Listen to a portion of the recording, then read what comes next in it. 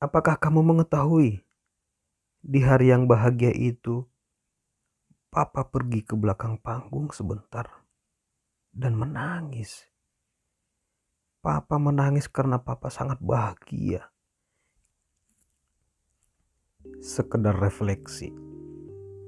Semoga lembaran cerita ini dapat dijadikan sebagai bahan refleksi, renungan, dan penyemangat dari penatnya aktivitas duniawi. Selamat mendengarkan. Biasanya, bagi seorang anak perempuan yang sudah dewasa, yang sedang bekerja di perantauan, yang ikut suaminya merantau di luar kota atau luar negeri, yang sedang bersekolah atau kuliah jauh dari kedua orang tuanya, akan sering merasa kangen sekali dengan mamanya. Lalu bagaimana dengan papa? Mungkin karena mama lebih sering menelepon untuk menanyakan keadaanmu setiap hari. Tapi tahukah kamu, jika ternyata papalah yang mengingatkan mama untuk menelponmu? Mungkin dulu sewaktu kamu kecil, mamalah yang lebih sering mengajakmu bercerita atau berdongeng. Tapi tahukah kamu bahwa sepulang papa bekerja dengan wajah lelah, papa selalu menanyakan pada mama tentang kabarmu dan apa yang kamu lakukan seharian.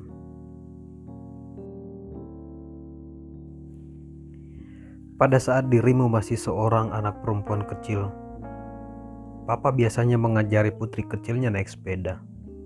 Dan setelah papa menganggapmu bisa, papa akan melepaskan roda bantu di sepedamu. Kemudian mama bilang, "Jangan dulu papa, jangan dilepas dulu roda bantunya." Mama takut putri manisnya terjatuh lalu terluka.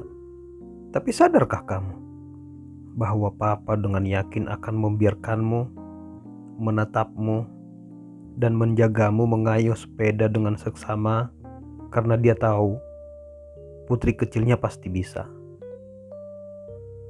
Pada saat kamu menangis, merengek meminta boneka atau mainan yang baru, mama menatapmu iba.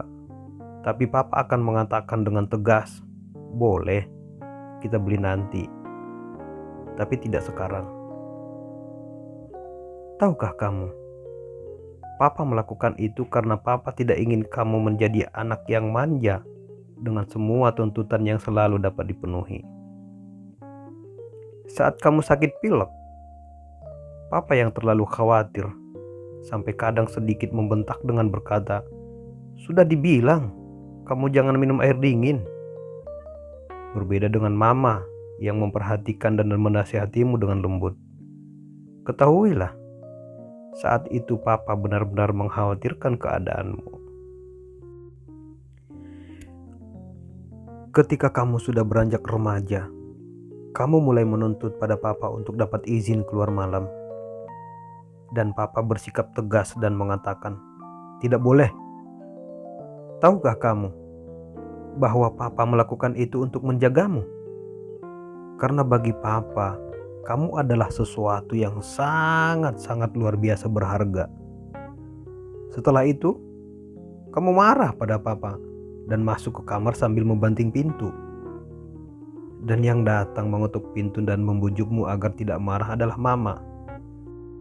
Tahukah kamu bahwa saat itu papa memejamkan matanya dan menahan gejolak dalam batinnya? Bahwa papa sangat ingin mengikuti keinginanmu, tapi lagi-lagi dia harus menjagamu. Ketika saat seorang cowok mulai sering menelponmu atau bahkan datang ke rumah untuk menemuimu, papa akan memasang wajah paling cool sedunia. Papa sesekali menguping atau mengintip saat kamu sedang mengobrol berdua di ruang tamu. Sadarkah kamu kalau hati papa merasa cemburu saat kamu mulai lebih dipercaya dan papa melonggarkan sedikit peraturan untuk keluar rumah untukmu? kamu akan memaksa untuk melanggar jam malamnya. Maka yang dilakukan papa adalah duduk di ruang tamu dan menunggumu pulang dengan hati yang sangat khawatir.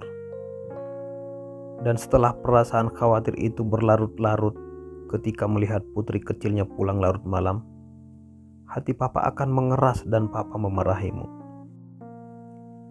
Sadarkah kamu bahwa ini karena hal yang sangat ditakuti papa akan segera datang? Bahwa putri kecilnya akan segera pergi meninggalkan papa. Setelah lulus SMA, papa akan sedikit memaksamu untuk menjadi seorang dokter atau insinyur. Ketahuilah bahwa seluruh paksaan yang dilakukan papa itu semata-mata hanya karena memikirkan masa depanmu nanti. Tapi toh, papa tetap tersenyum dan mendukungmu saat pilihanmu tidak sesuai dengan keinginan papa. Ketika kamu menjadi gadis dewasa dan kamu harus pergi kuliah di kota lain, papa harus melepasmu di bandara. Tahukah kamu bahwa badan papa terasa kaku untuk memelukmu? Papa hanya tersenyum sambil memberi nasihat ini, itu dan menyuruhmu untuk berhati-hati. Padahal papa ingin sekali menangis seperti mama dan memelukmu erat-erat. Yang papa lakukan hanya menghapus sedikit air mata di sudut matanya dan menepuk pundakmu sambil berkata, "Jaga dirimu baik-baik ya sayang." Papa melakukan itu semua agar kamu kuat untuk pergi dan menjadi dewasa. Di saat kamu butuh uang untuk membiayai uang semester dan kehidupanmu, orang pertama yang mengerutkan kening adalah papa. Papa pasti berusaha keras mencari jalan agar anaknya bisa merasa sama dengan teman-temannya yang lain. Ketika permintaanmu bukan lagi sekedar meminta boneka baru, dan papa tahu ia tidak bisa memberikan yang kamu inginkan, kata-kata yang keluar dari mulut papa adalah, Tidak bisa." Padahal dalam batin papa, ia ingin mengatakan, "Iya sayang, nanti papa belikan untukmu." Tapi tahukah kamu bahwa pada saat itu papa merasa gagal membuat anaknya tersenyum. Saat kamu diwisuda sebagai seorang sarjana, papa adalah orang pertama yang berdiri dan memberi tepuk tangan untukmu. Papa akan tersenyum dengan bangga dan puas melihat putri kecilnya yang tidak manja berhasil tumbuh dewasa dan telah menjadi seseorang. Sampailah saat seorang teman lelakimu datang ke rumah dan meminta izin pada papa untuk mengambilmu darinya. Papa akan sangat berhati-hati memberikan izin karena papa tahu bahwa lelaki itulah yang akan menggantikan posisinya nanti. Dan akhirnya saat papa melihatmu duduk di panggung pelaminan bersama seorang lelaki yang dianggapnya pantas menggantikannya, papa pun tersenyum bahagia. Apakah kamu mengetahui, di hari yang bahagia itu, papa pergi ke belakang panggung sebentar dan menangis. Papa menangis karena papa sangat bahagia. Kemudian papa berdoa. Dalam lirih doanya kepada Tuhan, papa berkata, "Ya Tuhan, tugasku telah selesai dengan baik. Putri kecilku yang lucu dan kucintai telah menjadi wanita yang cantik. Bahagiakanlah ia bersama suaminya."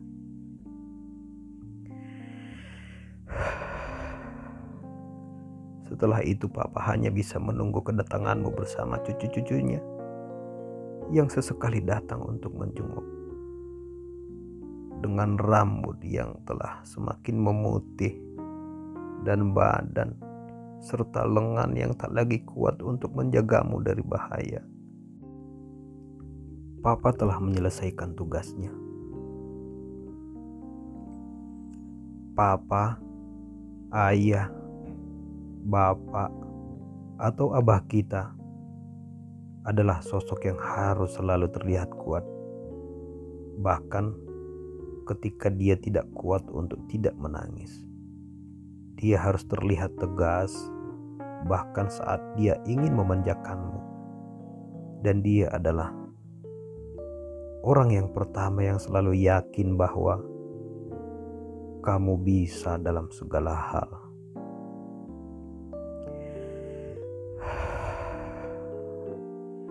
Saya mendapat lembaran cerita ini dari seorang teman.